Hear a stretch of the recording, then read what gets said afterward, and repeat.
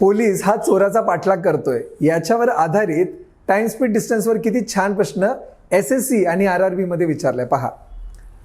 एक पोलीस ताशी 82 किलोमीटर वेगाने चोराचा पाठलाग करत आहे. 82 किलोमीटर ताशी याचा अर्थ 82 kmph. इथे मी पोलिसाला घेतलेला आहे.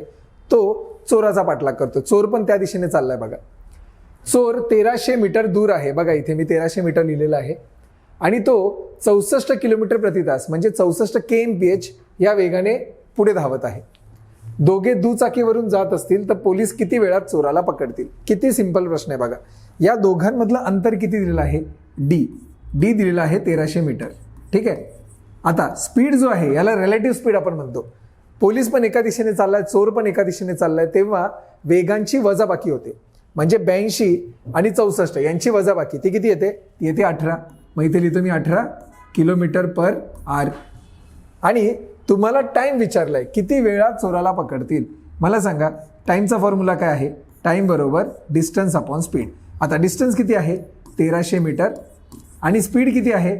18 kmph. मला सांगा किलोमीटर पर आवरला मीटर पर सेकंदमध्ये कन्वर्ट करायचं असेल 5/18 ने गुणतात. 5/18 मीटर प्रति सेकंद. आता बघा मीटर मीटर कॅन्सल होणार, हा सेकंद वर जाणार. जे उत्तर आपल्याला पाहिजे 18 आणि 18 कॅन्सल, 5 ने जर भाग लावला मी 5 दुने 10, 5 संग 30 आणि 0 म्हणजेच उत्तर काय येतं? 260 सेकंद. लक्षात येते? जे आहे आपला ऑप्शन क्रमांक 2. बघा किती सिंपल आहे. म्हणजे अशा स्वरूपाने प्रश्न सोडवा, समजून घ्या आणि मग सोडवा. कोणताही प्रश्न सोपाच जाणार. चॅनलला नक्की सबस्क्राईब करा आणि व्हिडिओ आवडल्यास नक्की लाईक करा.